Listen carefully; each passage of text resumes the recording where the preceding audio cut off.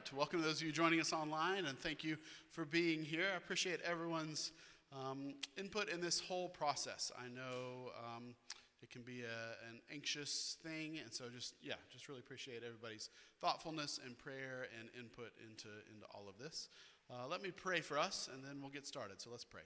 God, we are so grateful for our church, for the gift of worship, and for the gift of this space. I pray that as we continue to walk through this process, that we would keep you and your glory and your desires in the forefront of our minds and hearts as we make these decisions. Open us up to your leading and to our collective wisdom. All this we ask in Christ's name. Amen. All right, so I want to review where we've been kind of in the process so far. So we formed a sanctuary discernment team back in probably November or so to guide the process. And then in December, we had a congregational meeting here in the sanctuary to get some thoughts and ideas and input about what kind of work we might feel called to do in this space. The sanctuary discernment team took that information and then went around to various small groups, Sunday school classes, and the youth group, and some others to talk through and ask some additional questions and just discover a little bit more. And then today, our team is sharing what we've heard and what things we are recommending. My hope is that today we'll have kind of consensus as a congregation, that we'll all be on the same page, that what we've had makes sense to everybody and feels right and good, and that's my hope. So we'll see if it happens or not. If not, then we can extend the process as we need to, or if there's one particular issue, we might just kind of pass it down the road a little bit. But that's the hope for today, that we're all kind of on the same page. So the way that today will work, the team will come up one at a time, and we'll each kind of share about a particular area. And there are 6 areas that we talk through together. And after we share, then we'll check in with you and see, does all of that make sense? Do you have any questions about it? Are there any issues that you see with it? Are there things that you disagree with? And if so, we'll talk about that more and hopefully kind of all, again, be on the same page, have consensus about it. So some of the items, and you've got a piece of paper that outlines things with you, hopefully. Some of them will have very specific recommendations about things to do, and others will be more about options we might continue to explore and figure out as we go. I think part of what our team realized and come to understand was that one decision might affect what we do with another thing. So, if we're changing this one particular aspect, then that might necessitate a change somewhere else. But if we don't, then it won't. And so some things you can't just decide right up front, but that we need to kind of keep some different things in mind as we go. So I think that's in the report a little bit there. So hopefully all that makes sense. All right, so I'm up first, and I'm going to talk about priorities and values. So the first thing that we heard with the congregation is that we want to maintain this as a traditional and reverent and sacred space. That this is the sanctuary, it is a holy place, it is a special place, and so we don't want to make any kind of big wholesale changes in here, right? We don't want this to be a multi-use space like the fellowship hall is. We don't want it to feel like a concert arena or anything like that. We want it to feel like a traditional sanctuary. So part of that means that we'll keep the organ and the piano. We'll keep the stained glass windows. We'll keep the prayer rail. We'll keep the stone and the cross in the back. No huge structural changes in here. This is kind of more the details that we're talking about shifting around a little bit. So again, maintain a traditional sacred feel as a sanctuary in this space. Second one is to improve the ability to access the worship service. And so that means things like being able to see everything well. So that's lighting, but also sight lines. If there are things that block your view, we might think about eliminating those. Being able to hear everything with the sound system, and being able to move about this space more easily. So when we get into seating, we'll talk a little bit more about that, but I won't get into that yet. Third priority was safety. There are some trip hazards in this space, and so we want to eliminate those and make it a safe space for everyone who's here. And then the last, and again, these are kind of in order, is flexibility and the ease of maintenance in here. So we do want to allow for some creativity when it comes to worship, for some customizing the space for special services and for other things. And we want to think about cleaning and replacing parts and those kinds of things as we make any kind of changes. So those values, I think, have led and guided us as we've gone through this process. But want to stop now and check those out. Do all of those sound good to you? Are there any that are unclear, anything that you kind of take an issue with at all, or is everybody on the same page with these? Now's your time to speak up. So, all right, not seeing any dissent. I'm going to take that as reaching consensus together. So, all right, this is going to be a quick meeting maybe. That'd be good. All right, I'm going to turn it over to Jay next. He's going to talk about audio-visual stuff. Thank you, John. I'm Jay Everett, and it's been a pleasure and an honor working on this project with the rest of the team and John, and thank you all for your participation all the way along in each stage of the process. So what we believe we've heard about audio-visual in this space is that, like John was saying, we want to be able to see and hear and make sure it's accessible as possible to everyone here who's participating in worship. And so because of the interconnectedness of so many decisions, also what John was mentioning, we think it's important that an audio consultant, an acoustics consultant, be hired at the beginning of the process to inform the design all the way through, so that that goal is achieved. And so that's the first recommendation, is to make sure that we've hired an expert in acoustics and audio to be participating all the way along in the process, so that we make sure that when we get to the end, you can see and hear in here even better all the way along. We've generally found that people want to keep the screens. Those are working well for everyone, so we've included that in the recommendations. And then one other thing is to explore the possibility of maybe moving the soundboard to a different location, possibly at the rear, TBD, to be evaluated. Just as other decisions are made, that's something that might make sense. So we've also noted that.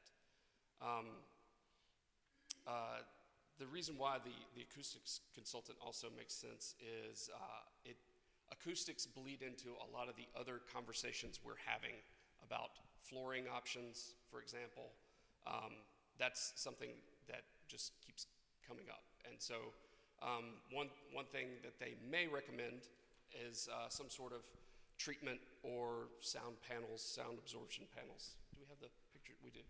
So the center picture is an example of a sanctuary that has incorporated acoustical panels into the design of the space in a somewhat, subdued, non-intrusive way. We're expecting it's probably the back wall that probably needs acoustic treatment, but again, that's all to be determined by the design team and the consultants to inform those decisions. So any questions? Is there anything that we didn't talk about that you want to about audio and visual in the space?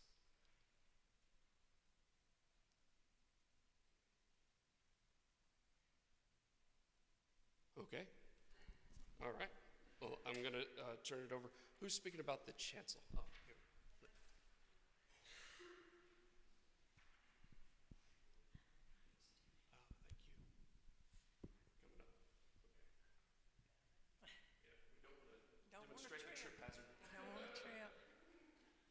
Good morning.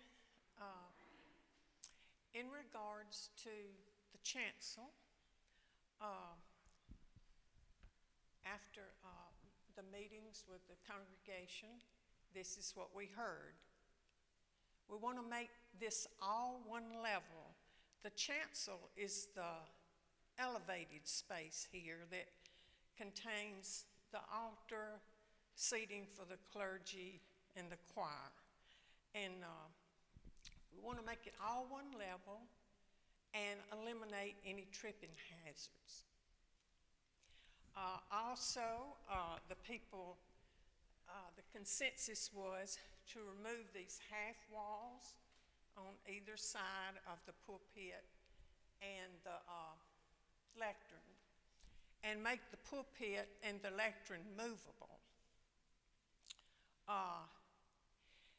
Everyone agreed that we need to increase the lighting because the chancel area is too dark, everybody feels. The prayer rail that's in front of the chancel, of course, we'll keep the prayer rail and move it a bit toward the congregation to give us more room behind the prayer rail, which would really help during services such as communion. And for added safety, the consensus was that we would have handrails at the end of the steps coming up to the chancel.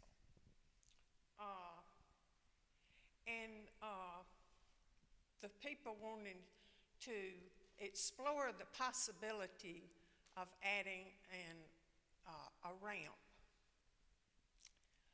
And if a ramp is not possible, we would ensure that all leaders could participate from the floor level. Do you have thoughts or questions?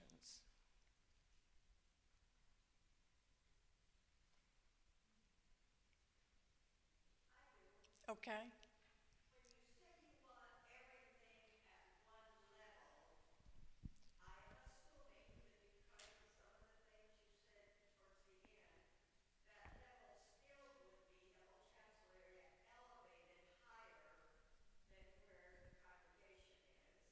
Right.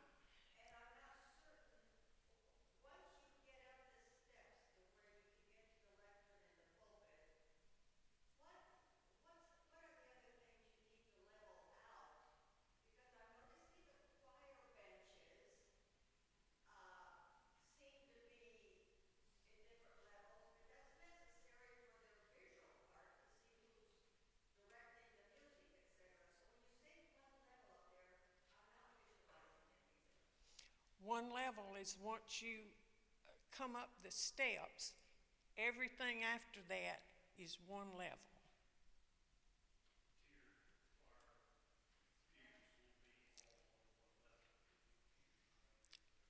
Am I right, John?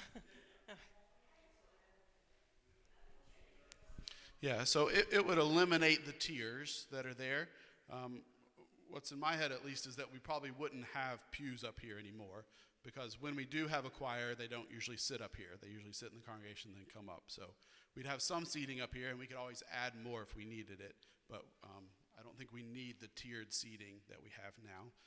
There are these electrical boxes right here that people trip on all the time. So that is one thing that we definitely need to eliminate. Just kind of one level, and that makes it easy to move probably not moving the piano all the time, but we could, and the pulpit and the lectern. So elevated still so everybody can see, but yeah, just one level.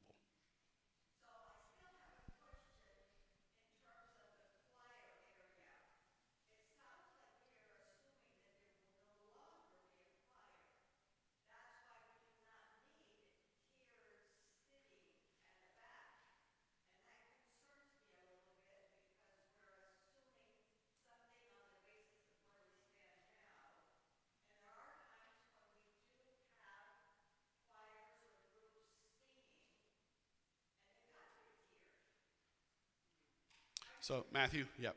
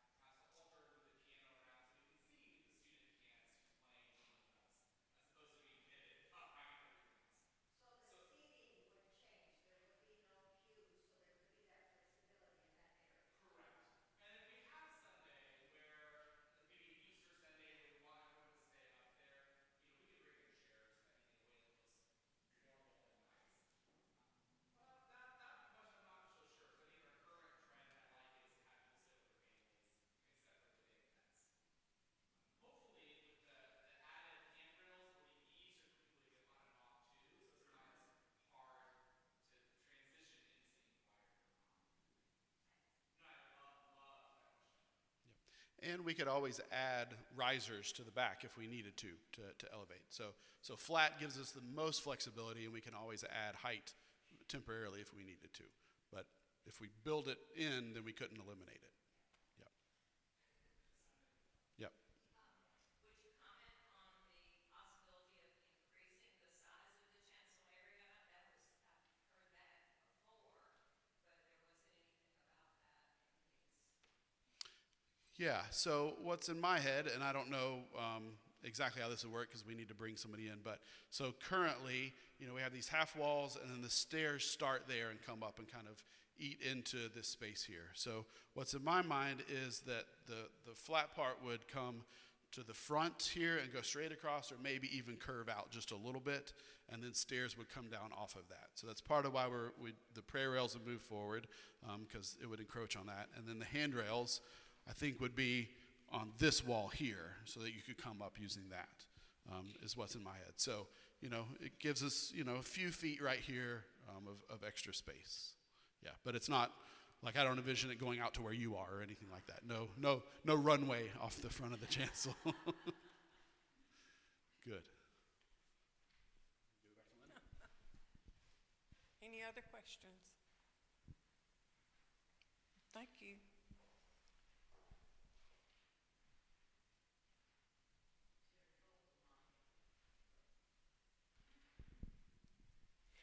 Okay, so I'm getting to talk about lighting, and I think we are pretty clear on most of these things. But I'll go over them and what we've talked about, and what most of this is what we've heard from you all in all the meetings that we've had.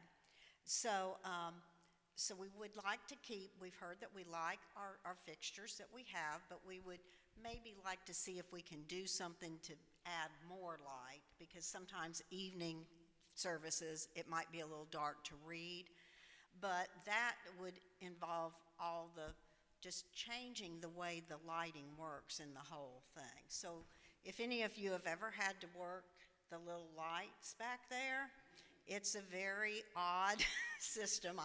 You don't just flip it up or have a little dimmer. It's you push the button in and turn it for different areas, and I don't know, it's a little more than I can figure out. But so we're hoping to try to do something about that, to make that a little easier, where we can dim lights and bring them up and different things without a whole lot of trouble. So the easier controls. Part of lighting, I guess, is thinking about our windows, and so we do have a few cracked windows, and we would like to see if we could get those fixed. So people had talked about that.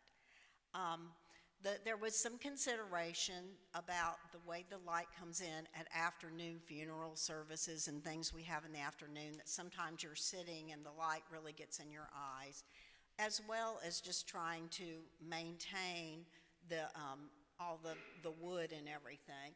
Maybe if we could get some shades that would be very unobtrusive, something that you wouldn't even notice, but that they could be let down to help with that. So I know there was a little bit of controversy there, because people were not sure, they don't want something that is going to be seen much. So was there anything else that anybody remembers that they wanted to ask about the lighting? Just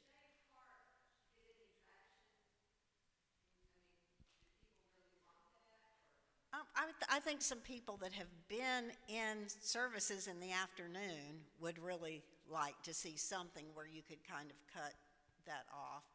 And they would probably be, is there a picture of some shades? I don't know. That those have been let down. You see the bottom picture there. And so normally they would be kept up, but there's also people thinking that maybe we would want to drop them during the week just to protect, things in here. That's kind of a side thing, I think. Yes. Uh-huh.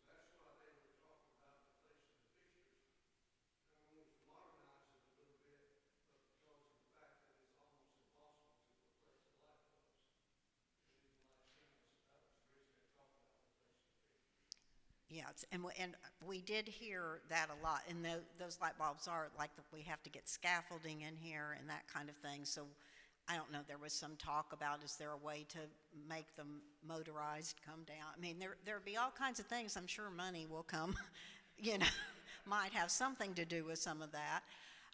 But it's expensive if you've got to get scaffolding up here, but we just thought maybe if we could check and see if there's better lighting, maybe change it, you know, even LED lighting in there that you don't have to change as often, that kind of thing. So that's kind of been talked about. I think that most people like the lights okay, and so we would like to work with them if we can. You know, that again, a lot of this just sort of depends. Like John said, as one thing happens, something else might happen. So, any other? Right. Yes. So. Right. Yeah, we want to kind of keep that look, that mid-century look. So I think, you know.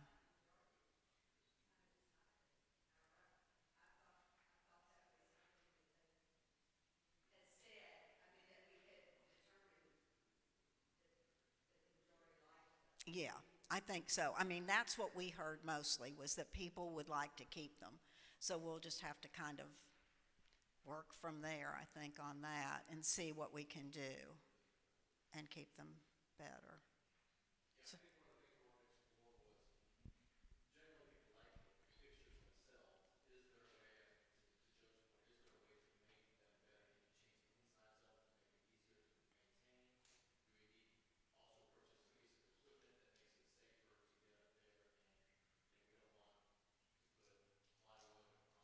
Yeah, we didn't like Randy Kortner's idea.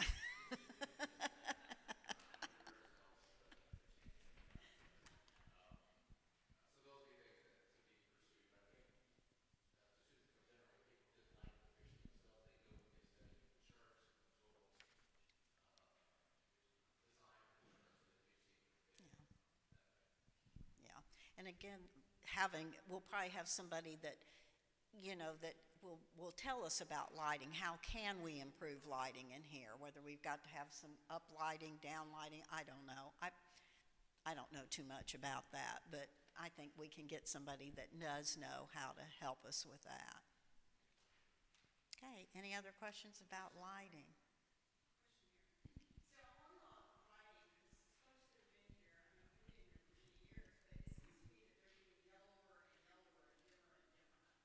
Y-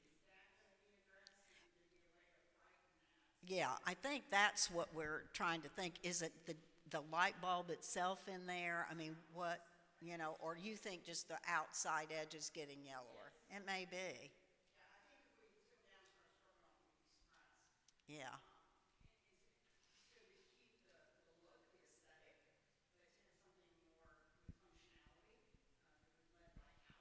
yeah, yeah. So I think there's going to be a lot of, you know, once we get actually started talking about the light. And of course, lighting up here is a huge thing that everybody talked about, that this chancel area needs much more light. When you see a picture of our church, it's always, and then there's this little dark hole back here, you know. So I think a lot of work will be done to try to get more lighting up here. Okay?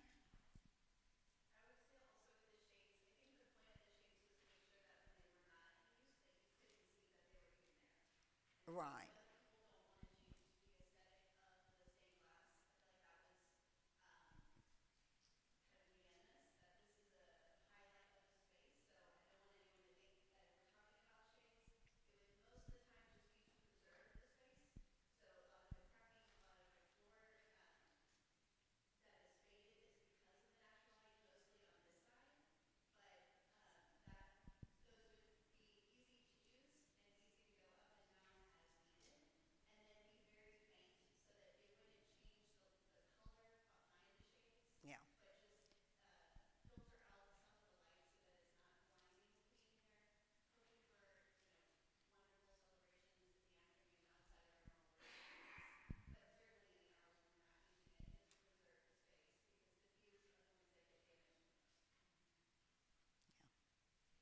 Thank you.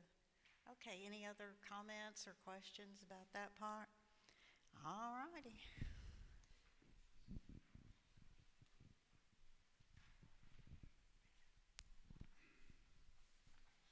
Okay, my name is Mark, for those of you who may not know me. I'm going to talk about flooring, which is our next topic. There was, as you can see, number one, there was broad consensus that we do need new flooring, that we need to replace what we have. It has aged well, but it is aged, so it's ready to be changed out. There are a lot of different opinions on exactly what that flooring would be. We do want to make sure, going back to one of John's points, that was in our overall priorities, safety and maintenance are important with when we choose our flooring. You can tell with this style of flooring we have, there's small transitions in between the tile by the pews where we go to where the carpet starts. And we'd like to, as much as possible, eliminate bumps and changes in floor height just for safety reasons for people. So that's one of the considerations with flooring. You can see from the pictures there's lots of different ways you can do flooring. You can do different colors to mark out spaces in the church. Under the pews can be different, or the center aisle can have a different color. There are advantages to that where, if you needed to replace, that's going to be obviously the part that wears the most. You could replace just that section in the future if you needed to. But there are, that's going to be, I guess there'll be some more talk for sure about exactly what kind of flooring and what kind of colors and things. But we want to come back to making this the aesthetic. We want to match that. We want to look at what colors and what types of tones and wood or things are in here, so that what we put in kind of magnifies the beauty of the church and doesn't take away from the rest of things. I think that's probably all I have on here. Does anybody have any other questions or ideas? Yeah. Once again, looking at the things in the pictures up there. Mm-hmm. Looks like there's options for wood. So my concern, and I think we have voiced it before, is the element of sound. And sound has two parts to it. One, people clopping in. Mm-hmm. So you want silence in the main traffic areas of any aisles as people come late or come forward for whatever reason. And then the other sound part would have to do with what everybody tells us about the sound system in here. Correct. What kind of floor goes in affects whether sound bounces or not, or augments. So we would need to know if carpeting makes things quieter, but how thick, how durable, how cleanable, and Yes, you're right. Some of this is chicken and egg, and we need consultants to help us. Do we choose a flooring first and then you do the sound, or do we have a sound person come in and say, hey, just those are great questions. If we do a wood or a vinyl type of flooring like we have in the fellowship hall, those can be made where they're not as noisy. It's never not going to be not as noisy as if you put carpet down. That's going to be quieter. But if you did something like that, how does that affect the vibrations of sound around the room? And I was at a church recently for a funeral, and the area up here in front of the chancel was tile, and I could definitely hear when somebody was coming to talk at the lectern. You could hear them, heels clomping on the tile, and it was something you can get used to. But it is noticeable when people walk on a hard surface like that, so that's definitely a consideration. Yeah. another thing you have to think about, I don't have carpet is slipping when it's wet. Yes. So, because the carpet and the sand, they will absorb the water, but positively it'll disallow falls. Absolutely. So water on those products, you have to really be cautious on a Yeah. hard day.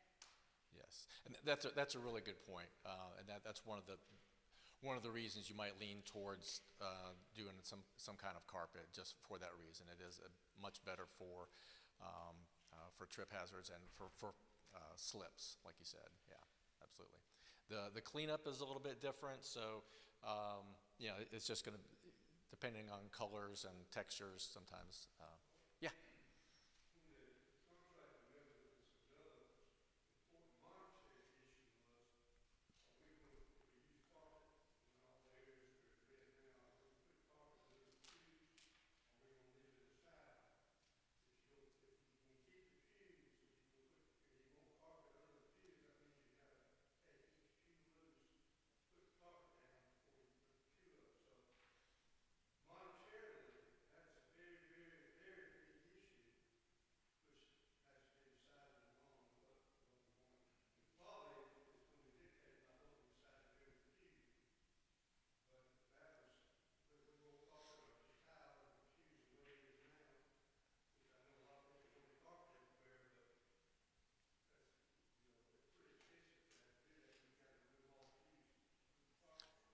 Yeah, to your point, I don't see a way to do what we want to do without taking everything out. I think that there is an expense to that. These pews would have to come up and go somewhere and if we're keeping them, they have to be repaired and fixed and brought back. And if you want to do the flooring, there's holes in every one of these in the floor where these are drilled into the floor, and those are asbestos tiles. So you have to figure out a way to take those up, cover them, put whatever the new flooring is. But yeah, those will be some construction issues to work through for sure, and what the expense. A lot of this has to do with what is the expense of this option.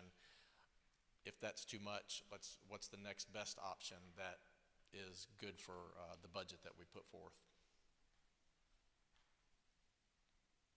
Anything else? All right, thank you very much.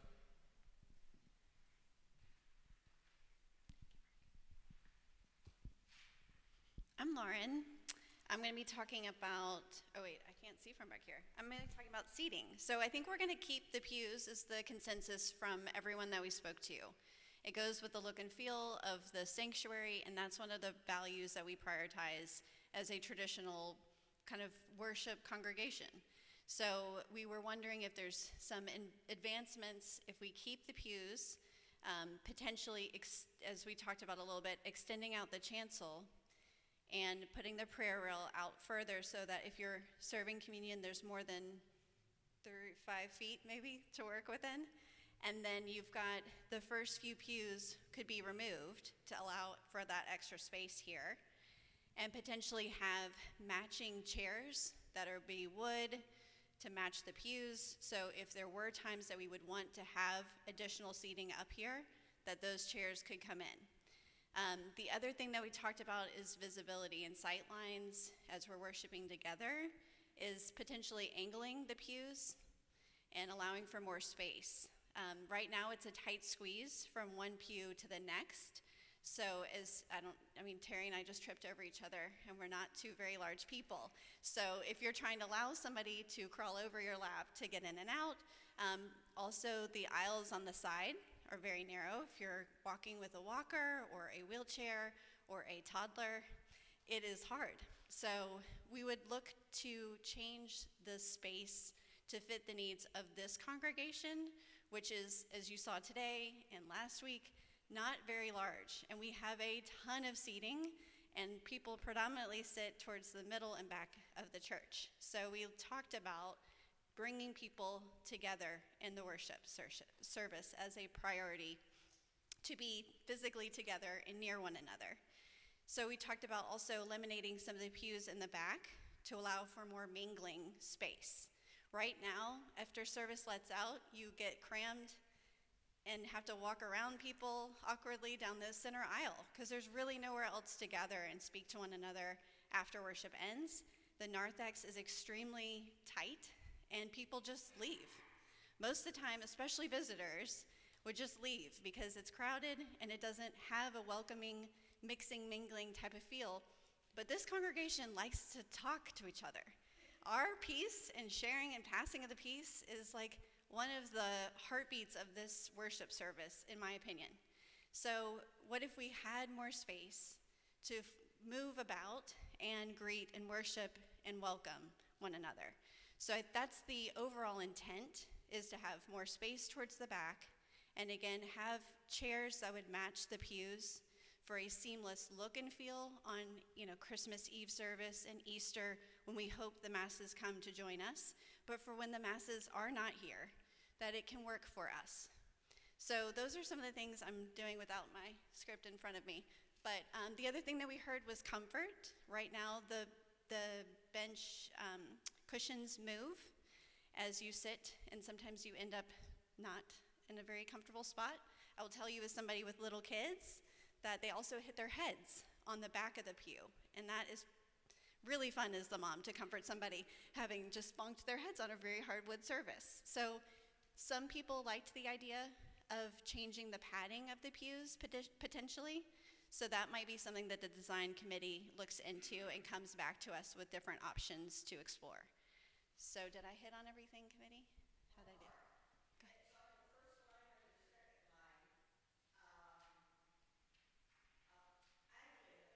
Yes.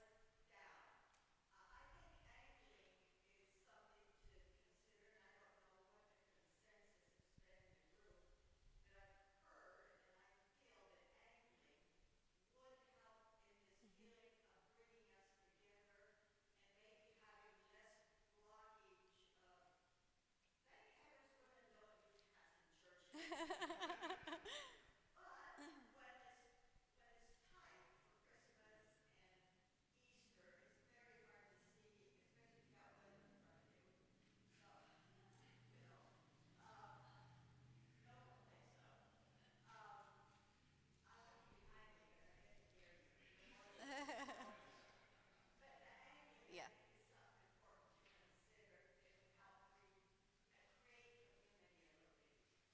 Yeah, agreed. I think our challenge with the space is, and maybe where you see, and there's pictures up here too, thank you, of angled, and it's a slight angle. It's not a huge shift where we're suddenly in a V formation all the way down the line. But we do have a long, narrow space. So it's something I think that the design team will maybe give us some better visuals of how will it work here. If we shorten the pews on the side to allow for more space on the side angles, or aisles rather, how could it look, where could it start, how could it feel? So I think just more to come on that piece. But I think, again, it just goes back to the alignment with our values and worshiping here. So these pictures, I think, also help.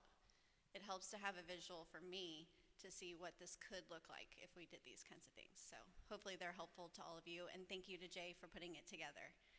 This presentation, I think, is very helpful as we're talking through all these options. Anything else as we think of seating or what's a priority?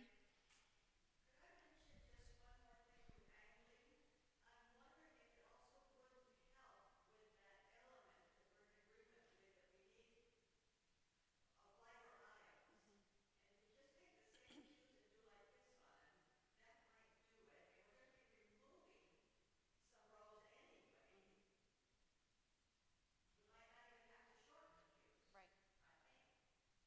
Yeah, it's a possibility. What else did I forget, Pastor? Yeah, I think that's where the idea of angling actually came from originally, was to create more space. I think we'd have to angle them too much to actually gain a lot of space, but I think that's something we can all kind of play with. What's in my head is that we'll have pews and we'll lay them out straight and lay them out angled and let everybody come and see and feel what seems good. But who knows? We'll see. All right. Yes, Joe.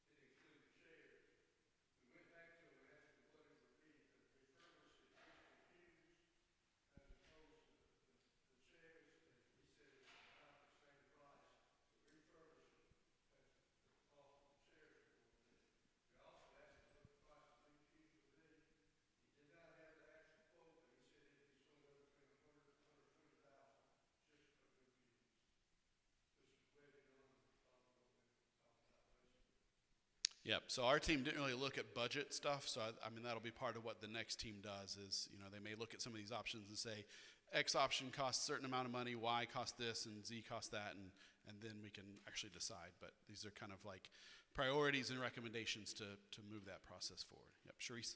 Just a quick thought, but we're talking about shortened pews, angling pews, pads, back bottoms, the whole thing. Some of the pictures had pews that had pads built in, part of the pew. So if we're shortening and doing all that stuff, maybe shorter pews, angling pads built in would be a better cost option than reverb and pads and cutting down. Yep, I think that's exactly what we'll have to look at and see which one makes the most sense. Yeah. But the overall message is the congregation wants pews, whether they're the existing ones or new ones. Yeah. Linda? So when you finally decide and you go to the design team,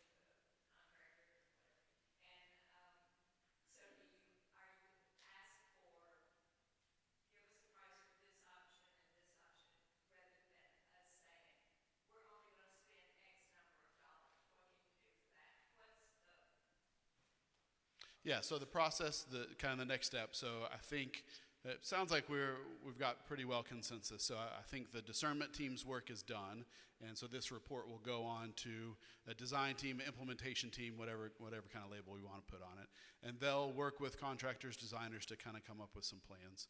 In my mind, they would ask them for different options, and then they would come up with an overall proposal. And that might include, like, choose A and B, but it may just have, that group may choose an option and then put that forward. And then, we'd have a cost, and then we go through a process of approving that all together. So I think there'll be, more decisions to be made, and, we'll be part of that together. Yeah. Good. All right. Any other concerns? Everybody feels good about all these? This team has worked hard to listen and to discern together, and I hope we've done that. Robert?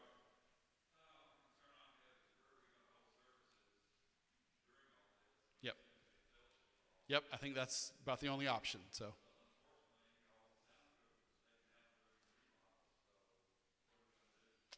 We'll figure that out. Yep. So yeah, there's not a ton of sound equipment down there. There's no screens built in, but we'll figure it out. We'll make it work. I believe in you. You're good at figuring out stuff. So.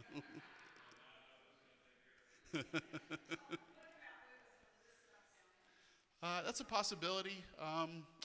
So the screen that used to be on the back wall is on a cart now, and so we could bring it in downstairs pretty easily.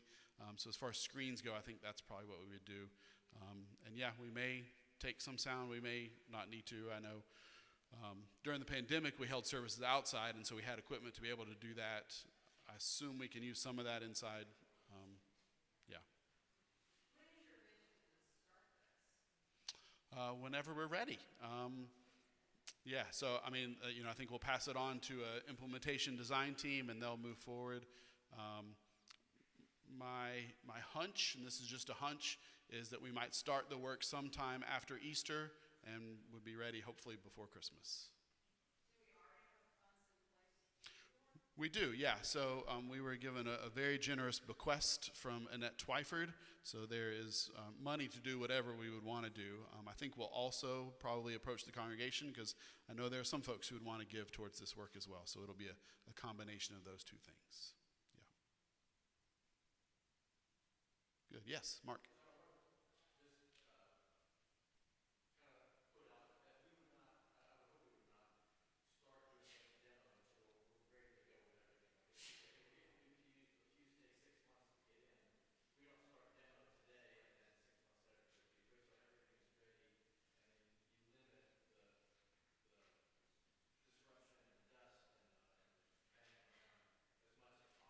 Yeah, that's a great point. I think we want to be in this space as much as we can possibly be, and not in the fellowship hall or somewhere else. So yeah, we got to do some planning and coordinating around that. Yeah, for sure. Good. Susan.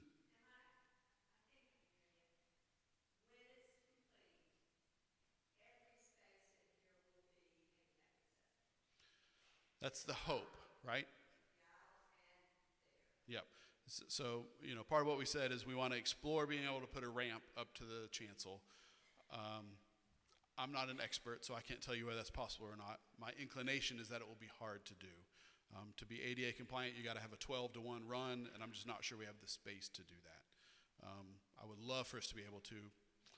So then the other alternative is that, we have enough space down here where someone who's not able to access the chancel could still be able to lead and participate well there. Yeah. But yeah, the goal is to make it as accessible as we can. Yeah. Sharice? Both sides. Yeah. I was just on that side. So. Good. Sherry?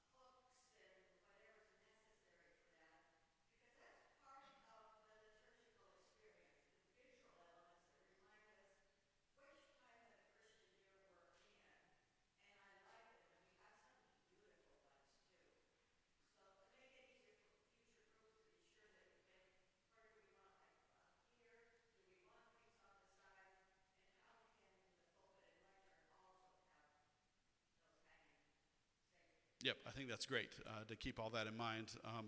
We talked about doing pulpit and lectern that's movable. I would love for us to be able to reuse some of what's here to build those, just to kind of keep that tradition going. We'll see if that's a possibility, but yeah, I think figuring out ways for them to stay up there without slipping would be very good. You asked about the banners on the side. One of the unfortunate consequences of putting the screens in, the video in, is that the banners block the video, which is why we haven't used those lately. So maybe when we do our recent change, figure out how to make it so that we can all work. maybe, yeah. So, good. All right. Any objections to any of the report, or we feel like we're able to move forward together on this? All right, I'm going to take that as we have consensus together. And again, especially grateful for the team for helping us through this process, and for all of you being part of it, and excited to see where this goes as we move into the next phase. So if you ever have questions or anything, just let me or anybody else know. And again, thanks for being here. God bless.